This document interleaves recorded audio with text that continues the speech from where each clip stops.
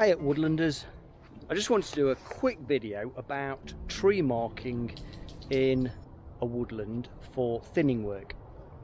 Trying in a way to demystify what goes on in a forester's mind when he marks up the trees ready for thinning and extraction.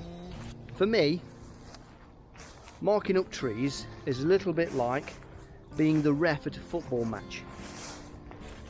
You have to make a decision, but it seems thousands of others would make a decision that would be different to the decision you've made. So you sort of have to go with some general knowledge and then make your decision. If you've done this sort of work before, you might not agree with what I mark up. It all depends on your objectives, what you want the end result to be, where you want the future of the woodland to be, what it was planted for, what's your end goal. I'm going to describe to you what I do in this scenario in this particular woodland.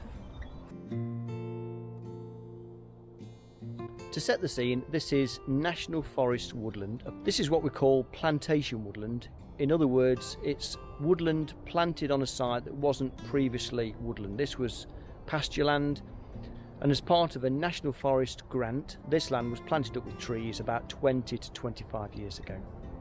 I would say the density in here is maybe 60% oak to 40% hazel. So I've been in here, cut the hazel, you might see some of the stalks behind me, and the hazel sort of meanders its way around this area, and I've cut all the hazel out, which is all those brash piles of what's left of the hazel cut. However, these oak trees are just too much canopy cover, and what will happen is the hazel will die because there's not enough light getting to the woodland floor. What will happen is this canopy will close over in about 2 or 3 years, and any new shoots that come off these stalks will just fade and die. So we have to do what's called thinning work. Now, thinning doesn't mean that the woodland gets smaller. What it means is the amount of trees in the woodland gets less. The idea being that in a high forest situation where you let trees run on into maturity, eventually you get less and less trees per acre, and it ultimately provides you with a final crop of harvestable sawmill style timbers. Coppice management is much different because your primary cash crop is the hazel coppice, something that would get cut maybe every 6 or 7 years. And so we get on to marking up the trees. What runs through my mind when marking up trees?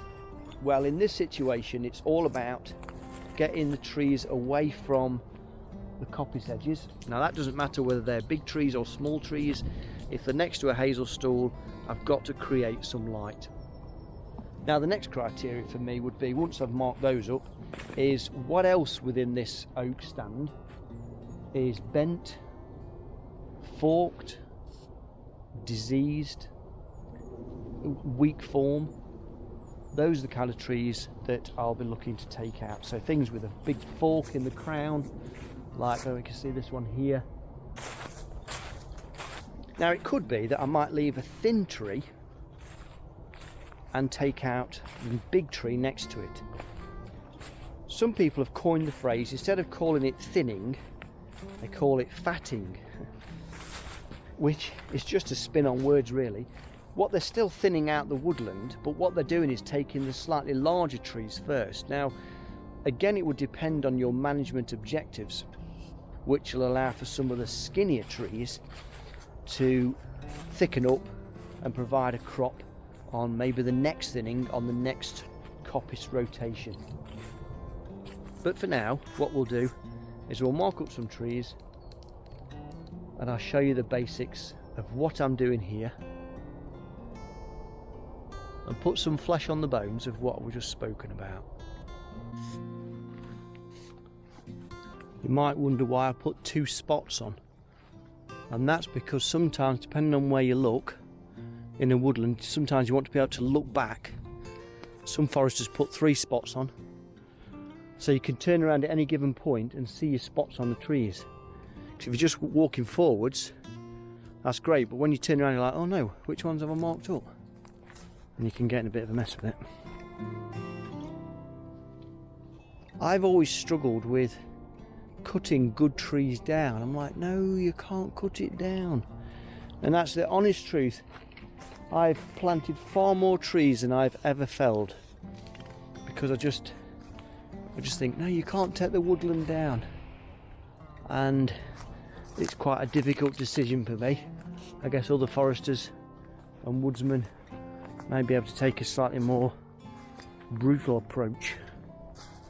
I think all that work that's gone into getting them trees to survive, and then you're going to thin them out. But most of this will end up as firewood. Something else worth considering when you're marking up trees is where is south. Now for me, south is about over there where the van is, somewhere that way on. So north is the opposite direction. Of course, for us in the northern hemisphere, rises in the east, over there, sets in the west. Like these coppice stalls here, trees that cast a shadow over them is possibly more important than the north side. So trying to open up areas around the southern side of each stall would mean that they're going to get the heat from the sun rather than being in constant shade through the summer months. So that's another factor I tend to consider a little bit as well.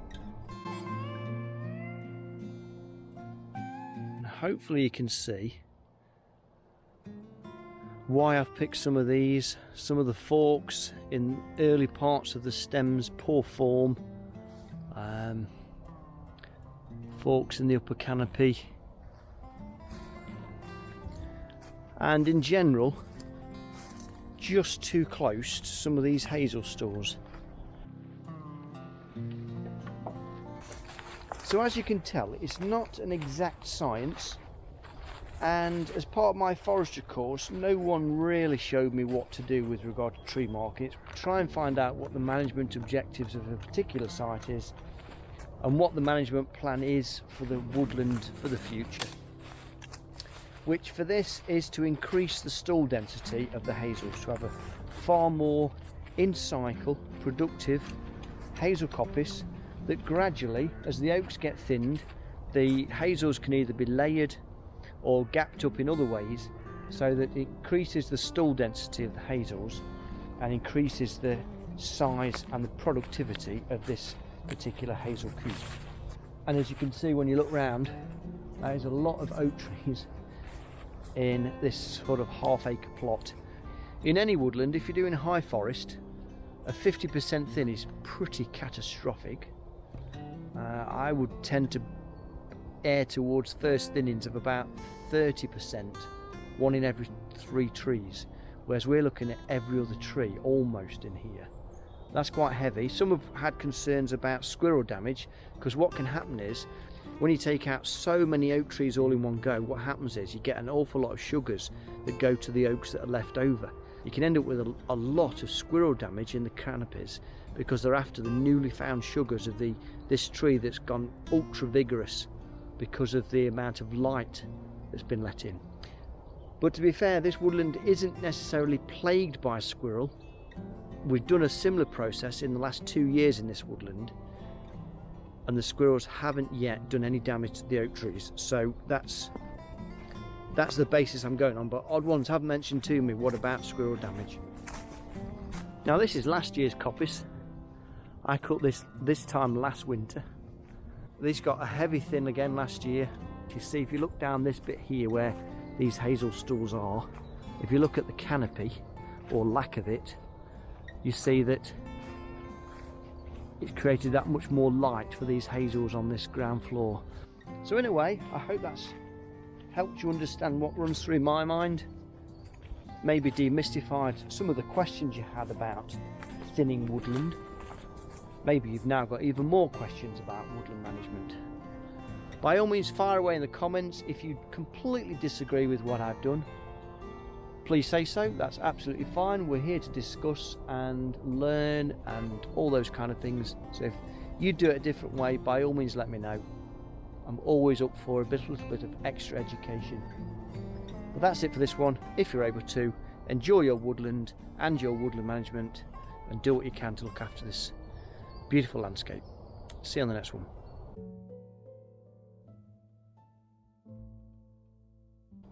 A little postscript. Some wonder what would happen if you didn't actually do any thinning at all in woodlands, you know, just leave it be, just leave it to nature. There's an in vogue movement at the moment for rewilding, so you think, why don't we just leave our woodlands to all go wild? And that's a fair point, you know. However, there has been a number of studies conducted in the UK about rewilding woodland, and there was one that was done around about World War II, and I can't remember exactly the details, but I'm sure it's just around about Hereford, Wales, South Wales area. And if my mind serves me well, I think it's called Lady Park Woodland or something like that. Anyway, it was specifically done for that reason. It was left completely untouched, no management, and scientists recorded its diversity in the 1950s and then went back in recent years, in the last decade or so, and done the studies again, and found that in that sort of 60-70 year period, the woodland biodiversity has significantly nosedived. So leaving the woodland to its own devices and rewilding it has actually done more damage than if it had been managed actively. So the insect life, fungi, the bird life, and the lack of wildlife and biodiversity gives me added reason to think that actively managing a woodland is the best way forward. And personally, I still feel that coppice management is one of the best ways of woodland management in the UK, simply because it creates the biggest amount of diversity in a woodland. It also means we haven't got to have big kit, big machinery with big mess. So that's me on my little rant just about what happens if you don't manage a woodland.